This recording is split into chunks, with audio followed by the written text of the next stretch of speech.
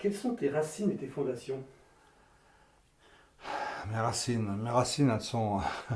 Ce qui est marrant, c'est que j'ai une vie, une famille qui vient un petit peu de partout. Euh, je suis né au Maroc, non pas que mes parents étaient pieds noirs du tout, puisque après la guerre, mon père qui était dans la France libre a été libéré. Il était comme il parlait allemand, français et anglais, il avait été enrôlé dans la US Navy pour décoder les messages, etc. Et il s'est retrouvé démobilisé au Maroc. Voilà, il a dit, putain, c'est chouette ici. Et donc, il s'est retrouvé. Moi, je suis arrivé, baby boom, hein, je suis arrivé là-dessus. Hein, ma maman, youpi, j'arrive. Et puis voilà, le petit bébé est arrivé aussi avec. Et, euh, et donc, cette racine, mais sans savoir que mon père, finalement, avait peut-être, je ne sais pas, connu mon vrai grand-père paternel. Et il paraît que c'était un bronzé. C'était un bronzé qui était spahi de la cavalerie marocaine. Et donc, peut-être que j'ai du sang marocain dans les veines, j'en sais rien du tout. À côté de ça, du côté de ma mère, c'est plus simple, tout en étant compliqué.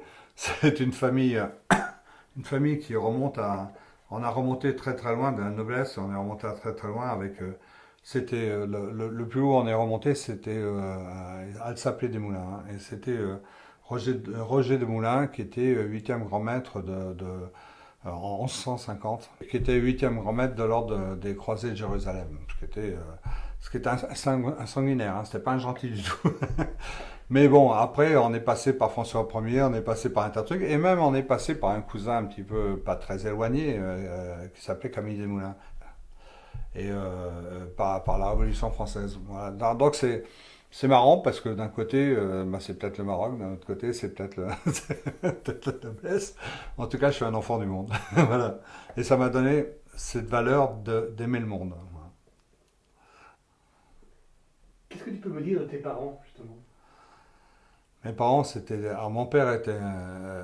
Donc, quand il est rentré, quand il était au Maroc, c'était quelqu'un qui était autodidacte, hein. Il est parti. Il était dans les transmissions à l'époque, et puis il s'est intéressé à l'électronique, et puis il s'est intéressé à la chimie, et puis il s'est intéressé à la physique, et puis il s'est intéressé à la physique nucléaire, et puis il est devenu chercheur. Voilà. C'est un mec qui a fait et qui prenait des cours avec ses élèves pour apprendre une nouvelle matière, macrophysique, microphysique, apprendre une nouvelle matière et être toujours à la recherche de cette instruction qui était son moteur pour lui, c'était son moteur de vie. Je me souviens que jamais je l'ai vu dans la nuit si je me levais. Jamais sa chambre a été éteinte. Il était toujours devant un bouquin en train de faire des trucs. Et quand il avait donc fini de donner des cours en fac des sciences à Aix-en-Provence, par exemple, où il était, il reprenait les cours avec les autres élèves. Voilà. Donc c'était assez curieux. Et c'est un homme génial parce que je me souviens, un jour, il y avait une jeune fille qui m'avait écrit un petit mot gentil, mais c'était en sténo. Et donc, ça faisait ça et ça. Et donc, je dis, mais c'est quoi que tu m'as écrit? C'est quoi? C'est quoi? Non, je ne te dirai pas, je ne te dirai pas. Je vais voir mon père. Je dis, papa, tu sais ce que c'est ça? Et alors là, à chaque fois que je lui demandais un truc, c'était un cours complet. Donc, ça a duré un paquet de temps. Et en disant, tu vois, si ça s'écrivait comme ça serait de la duployée, de la prévôt de l'année. Mais si ça s'écrivait comme ça serait de la duployée, mais tu vois qu'on a contracté ça et ça et ça, et ça veut dire je te me. Ah non, je te me. Voilà, je t'aime. Voilà, donc, et j'ai fait, ah, même la sténo, il a pris trois sténos pour savoir laquelle était la plus pratique pour prendre des cours, c'était hallucinant. Et à côté de ça, ma mère, c'était Sœur Teresa. Ma mère, c'était quelqu'un qui avait un cœur, hein. Voilà, c'est elle qui m'a appris, qui m'a fait trembler d'émotion toutes les 5 minutes, quoi. Je veux dire, c'était quelqu'un de génial. Voilà. C'est une drôle de famille, hein. Et ma soeur a pris la relève aussi de ce côté-là. Et qu'est-ce que tu as appris d'eux? Ah, tout, par mon père, cette curiosité de m'intéresser à toute l'évolution technique, à tout. Bon, après, je me suis fait engueuler parce que j'étais un saltimbanque. Je voulais être saltimbanque, je voulais pas faire comme lui. Et Dieu sait s'il m'a poussé à faire comme lui. Et donc, c'était pas évident. Et puis, je me suis retrouvé à faire ce que j'aimais. Voilà, c'est toujours été prépondérant chez moi. Malheureusement, il est parti très vite parce il a été irradié dans une expérience et puis bon, il a 54 ans, il n'était plus là. Donc il n'a pas vu que je pilotais, il n'a pas vu que je aussi, que je là, que je là, alors que j'aurais été tellement fier de lui montrer tout ça. Et il n'a pas vu mes enfants non plus. Et puis, ben, ma maman, ben, j'ai tout appris de ma mère parce que c'était l'affection, la générosité même. Voilà. C'est une montagne de générosité, une montagne d'amour. Et, euh, et ça a été un grand moment de ma vie parce qu'elle m'a fait rencontrer aussi d'autres gens. Parce que du coup, je me suis intéressé à plein de gens. Et notamment à une personne qui a marqué ma vie complètement, qui s'appelait Frère Pacifique. Et j'avais 8 ans. Et j'étais dans une école à Grenoble, à l'école de l'Aigle, catholique. Et j'arrive dans cette école, et à l'époque on n'avait pas cours le jeudi, c'est pas le mercredi comme aujourd'hui. Et donc on me dit, enfin ce frère Pacifique qui donnait les cours de musique, me dit, toi tu vas venir à la chorale le jeudi matin. Non, non, parce que je chante mal et tout, je chante comme une casserole, je l'avais dit. Et parce que et j'avais envie d'aller jouer au billes avec mes copains. Et donc il m'a dit, écoute, c'est pas grave, si tu viens pas à la chorale, tu viendras faire tes devoirs. Ah non, non, non, finalement je vais à la chorale. Je suis venu à la chorale. Et de ce jour-là, je suis arrivé un jour de répétition générale. Il y avait les altos, les sopranes, les ténors et les basses. Et on nous a donné un texte. Je me souviens, c'était Le vigneron monte sa vigne. Et ça faisait Le vigneron monte sa vigne, où es-tu, vigneron? Et les autres, Le vigneron monte sa vigne. Et ils avaient tous le même texte, mais c'est une autre chanson. C'est bizarre ça, ils chantent pas comme nous. Et d'un seul coup, il a réuni tout le monde, et là j'ai fait, oh, c'est un magicien. Je me souviens, j'avais un peu d'argent de côté pour m'acheter, ce qui était à la mode à l'époque, les lampes torches GI coudées comme ça. J'ai cassé ma tirelire parce qu'il avait un roseau, un bout de bambou pour nous diriger. Et j'ai cassé ma tirelire et je suis allé acheter une vraie, avec l'aide de ma maman aussi, qui rajoute un petit peu d'argent, acheter une vraie baguette de chef d'orchestre dans un écrin comme ça. Et ce jour-là, il m'a fait marron, quoi. Là, j'étais, c'est ce magicien, je l'ai suivi tout le temps. Et à 10 ans, j'étais soliste de la chorale. Et après, bon, il y a eu le rock and roll, on est passé à autre chose. mais, euh, mais toute ma vie, je l'ai suivi. Et de Grenoble, il était reparti sur Lausanne. Et je me souviens que ma mère, il venait souvent voir de ma mère parce qu'ils avaient sympathisé. Et, euh, quand il venait à Aix-en-Provence voir ma mère, quand il repartait sur Lausanne, moi, pour le voir, je descendais avec l'avion, avec mon avion que j'avais à l'époque, et je reprenais, je refaisais un saut sur Lausanne, le déposer avant de repartir sur Paris. Voilà, c'était assez. C'est quelqu'un, c'est les gens qui ont marqué ma vie. Voilà. Quel enfant tu étais? Un. Je devrais aller hard joke là. J'étais un enfant un peu chiant. Non, j'ai été très bien jusqu'à la naissance de ma sœur, jusqu'à 8 ans. J'étais très bien 8-10 ans. Allez, j'étais très bien. Et après, bon, arrivé à l'adolescence, j'avais qu'une chose en tête, c'est à 12 ans. Il y a le rock'n'roll arrivé, les copains de quartier se fabriquaient des guitares avec un bout de bois en manche, ils achetaient des clés, ils achetaient un micro bidon, et on branchait ça sur la poste de radio de leur papa. Et c'était une prise pick-up à l'époque, et c'était n'importe quoi. Mais moi, je voulais chanter.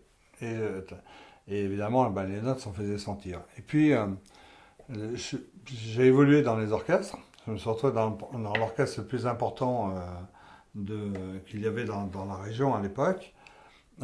Cet orchestre s'appelait Les Vampires. Pourquoi pas les vampires? Parce que les vampires. C'est aussi ridicule que les chaussettes noires ou les chats sauvages. Et donc, je me suis retrouvé avec eux et on s'est retrouvé à faire un concours de chant, un concours qui avait lieu au Palais d'Hiver de Lyon. Le directeur, c'est Roger Lamour. Et à cette époque, son problème, c'était de se retrouver avec un public qui ne voulait que la vedette et pas les premières parties. Et donc lui, ben, il fallait des premières parties parce que souvent les vedettes ne faisaient pas des one-man shows de 2h30 comme aujourd'hui. Hein. C'était 1 heure, des fois une demi-heure même. Et donc il fallait combler là. Et comme tout le monde, enfin, la plupart du temps, les premières parties se faisaient virer, il avait eu l'idée de faire un concours de rock et d'où venaient les meilleurs orchestres de la région. Et, il fallait répéter, il fallait qu'on soit les meilleurs. Donc on répétait, on répétait, on répétait. Et moi, j'ai envoyé des petits courriers en disant il est toujours malade, il est toujours malade, il est toujours malade. Et je faisais sauter les cours, hein. Ça a été une révolution dans la maison. Ça n'a pas plu du tout. Mais alors, pas du tout, quoi. Et à l'époque, comme un couillon, à l'époque, quand il y avait les films, les avant-premières, souvent, il y avait aussi une animation scénique qui se faisait. Et donc, il y avait Blanche-Neige et les Sept Nains, ou je sais pas quoi, ou La Belle au Bois dormant, je sais plus, enfin, il y avait une histoire comme ça, avec le prince charmant. Et moi, j'étais le prince charmant dans le rôle du truc. Voilà, je fais le prince charmant. Le Dauphiné libéré à l'époque, le journal de la région. Photo du prince charmant avec la princesse. Le directeur de l'école qui ah, mais il n'est pas si malade que ça. Bon, ça a mis un bazar, ils m'ont dit un bazar. Et tout ça, c'était parce que on voulait gagner ce truc, ce concours qui nous a permis de faire les premières parties enfin une première partie donc de Jacques Brel, mais aussi et surtout pour nous à l'époque, moi j'avais 15, 16 ans, 16 ans, c'était les Beatles. Je me suis retrouvé en première partie des Beatles, c'était ah, j'étais très très fier, oui, oui, je passe en première. Et après, oui, oui, enfin c'était moi, oui. Voilà. Quels étaient tes rapports avec ta fratrie? Ma fratrie est très limitée. Il y a juste ma sœur. Donc ma sœur, c'est mon petit cadeau de vie. J'ai beaucoup d'affection pour elle et je crois que enfin, bien sûr, c'est réciproque. Et on s'est toujours suivi. C'est-à-dire que quand j'étais dans une région, enfin, à part quand il y avait ma maman, elle restait avec elle dans le sud de la France, moi j'étais à Paris. Mais après, dès que ma maman est partie, qu'elle s'est retrouvée toute seule, on habitait toujours, si j'habite dans une ville, elle est dans la ville avec moi, elle me suit. Et, euh, ça, c'est merveilleux parce quand je vois les déchirures qui se font dans les successions, dans des familles, je me dis que j'ai beaucoup de chance parce qu'on n'a jamais abordé ce problème-là. On sait même pas, voilà, c'était, le notaire disait c'est comme ça, oui, parfait. Voilà, il n'y avait pas de problème. Et ça a toujours été génial. Et je suis toujours là pour l'aider comme elle est là pour m'aider aussi. Quels étaient tes rêves quand tu étais enfant? Chanter, chanter, je rêvais de chanter. Alors, ça a commencé, j'avais 3 4 ans, c'était au Maroc, et il y avait des défilés militaires à l'époque avec la fanfare et tout. Et moi, déjà, je prenais toujours des bâtons, je tapais sur sur la casserole et tout, et je m'imaginais. Donc, la musique, déjà, m'entraînait énormément. Et puis, euh, et puis, mon rêve, après, c'est cette rencontre avec le frère Pacifique qui a fait que je me suis mis à rêver de chanter. Et je chantais même tellement dans mes rêves que je rêvais de piquer la place de Fred Mella, qui était dans les Compagnons de la chanson, qui était le soliste des Compagnons de la chanson. Et à l'époque, Fred, je l'ai rencontré par la suite. Je lui ai dit, tu sais que je voulais piquer ta place. J'étais persuadé qu'un jour je te piquerais ta place, c'est moi qui chanterai avec les Compagnons de la chanson. Et c'est drôle, quoi. Mais ça a toujours été mon rêve. Et puis, parallèlement à ça, quand il y avait je rêvais de voyage tout le temps. Je rêvais de retourner dans le pays où j'étais né, au Maroc, ce qui était compliqué à l'époque. Et je regardais partir les locomotives à vapeur de l'époque. J'allais sur le terrain, il y avait un terrain à Saint-Martin-d'Air, il y avait un terrain d'aviation à l'époque, qui a été recouvert par des immeubles. J'allais là-bas et comment dirais-je, les avions. Il y avait plein d'avions et à chaque fois je rêvais tous les films avec des avions, je regardais ça et je rêvais de piloter, piloter, piloter. Et donc, ça a duré longtemps. Ça a duré longtemps, cette passion. Et, euh, quand je me suis mis à chanter, j'avais des petits passe-droits, entre guillemets, pour rentrer dans le cockpit, pour aller voir les pilotes et les commandants de bord, qui sont devenus mes copains. Et il y a plein qui sont devenus mes copains, dont un jour qui me dit, écoute, tu es toujours en train de poser des questions, je vais t'apprendre à piloter, et au moins tu sauras de quoi on parle.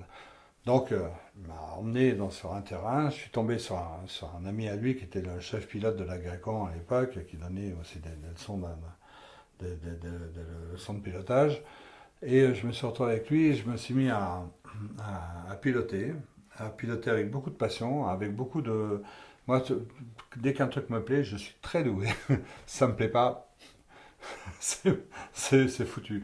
Et donc là, j'étais très doué et donc il me faisait pleinement confiance et j'ai été très loin dans ce créneau-là. Et jusqu'au jour où j'ai acheté 50% de part d'avion, d'un avion qui était un avion, c'est un V-35, un Beech Bonanza, qui est un avion, qui est un avion de luxe à l'époque en monomoteur, d'un gars qui avait une Alouette 2, un hélicoptère, et qui avait cet avion et qui volait jamais. Et qui voulait surtout pas le louer parce que et j'avais eu un problème avec un avion que j'avais ramené qui était dans un sale état. Et donc j'avais remonté cet avion avec le chef mécano du terrain où j'étais.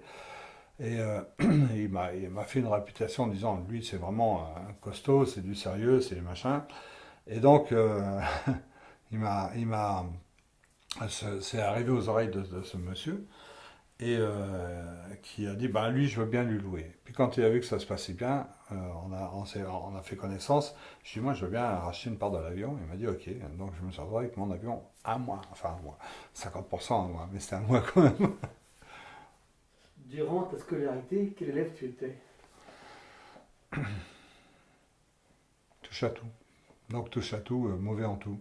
Voilà, j'allais dans tous les coins. Le seul fois où j'ai été génial, c'était avec mon prof de philo. J'avais un prof de philo qui était exceptionnel. J'ai vu un film il n'y a pas longtemps avec Robin Williams où il fait un rôle de prof de philo et ça me fait penser à ce film, je l'ai revu, hein. Ça me fait penser à ça. Ce prof de philo, il était tellement passionnant qu'il nous faisait sortir des créneaux, qu'il nous faisait sortir de tout. D'ailleurs, il est tellement passionnant c'est un gars qui était passionné par les fouilles archéologiques et moi, le dimanche, avec un ou deux copains, on allait avec lui, lui donner un coup de main avec les pinceaux à trouver des trucs. Il était à Carpentras à l'époque. Ça, oui, comme ça. Je pense que ces profs-là, c'est des profs qui donnent envie de travailler. Avoir un prof d'histoire qui dit donne-moi enfin, le signe, la signature du machin, ça a eu lieu en quel siècle, en quelle année, on s'en fout un petit peu, c'est pas comme ça qu'il faut présenter les choses. Je veux dire, d'abord, ça nous a 1515, on s'en fout complètement que Marignan a eu 732 Poitiers, les Arabes, hein, c'est loin tout ça, hein. Non, ce qui est intéressant, c'est de trouver à travers cette histoire, d'avoir des profs qui nous racontent cette histoire comme une BD, enfin comme une BD pour un môme, mais qui se mettent à nous passionner, à nous mettre au milieu de la bataille, au milieu d'un truc. Ah oui, quand même, il faisait ça. Et là, ça, oui, voilà, ça, c'est des profs qu'il faut faire. Et là, on est bon élève. Mais j'en avais pas beaucoup à l'époque. Maintenant, ça se fait un petit peu plus, mais à l'époque, c'était plus les doigts. Et donc, bah, j'étais pas bon du tout, sauf quand dans les matières où ils étaient bien. Voilà.